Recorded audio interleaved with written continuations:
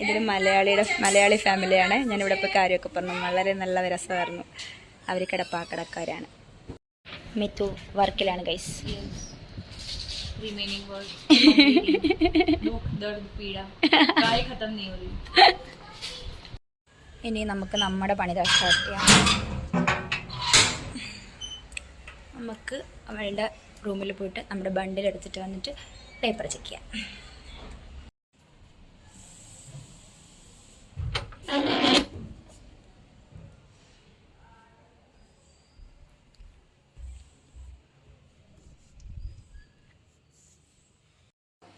नहीं ऐसा नहीं बनाते. मिलता है ना. हाँ मिलते. हाँ ब्लैक पेपर मेरा घर पे भी है. हाँ മിത്തുവിൻ്റെ വീട്ടിലെ ലഞ്ചാണ് ഗൈസ്. മിത്തുവിൻ്റെ മമ്മി പപ്പ അവിടെ ബിസിയാണ്.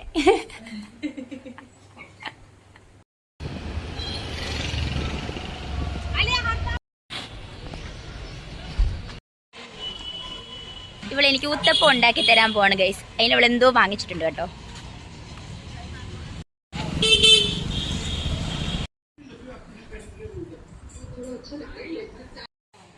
Okay guys, bye bye. ഏ വാടി ഇവിടെ എന്നെ കൊണ്ടുവിടേ. അങ്ങനെ ഞാൻ തിരിച്ച് വീട്ടിൽ പോവാണ് ഗൈസ്. രാത്രിയായി 9 മണിയൊക്കെ ആവുന്നു. എന്നെ വീട്ടിലവർ കൊണ്ടുവിടാമെന്ന് പറഞ്ഞു ഗൈസ്. ഇവിടുന്ന് നല്ല ദൂരമുണ്ടേ. ഈ 2 വീട് മലയാളീസിൻ്റെ ആണ്. ഇന്നിവിടെ ഇപ്പോൾ എല്ലാവരും പരിചയപ്പെട്ടായിരുന്നു.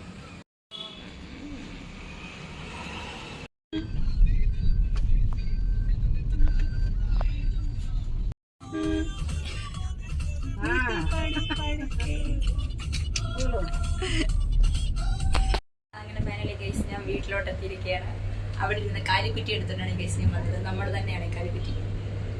ഫൈനലി ഞാൻ വീട്ടിൽ വന്നു ഗൈസ്. അപ്പോഴാണ് ഞാൻ നഗ്നമായ സത്യം തിരിച്ചറിഞ്ഞത്. വിഷ്ണു ഒന്ന് സിനിമയ്ക്ക് പോയില്ല ഗൈസ്. അവിടെ നേരെ വീട്ടിൽ വന്നിട്ട് ആ ഒരു പ്ലാനിങ് ക്യാൻസൽ ചെയ്ത് ഗൈസ്. സാരമില്ല, എന്നാലും ഞാൻ തിരിച്ച് വീട്ടിലെത്തിയിട്ടുണ്ട്. ഓക്കെ ഗൈസ്, ഞാൻ പോയി ഫ്രഷ് ഒക്കെ ആയിട്ട് വന്നിട്ട് പിന്നെ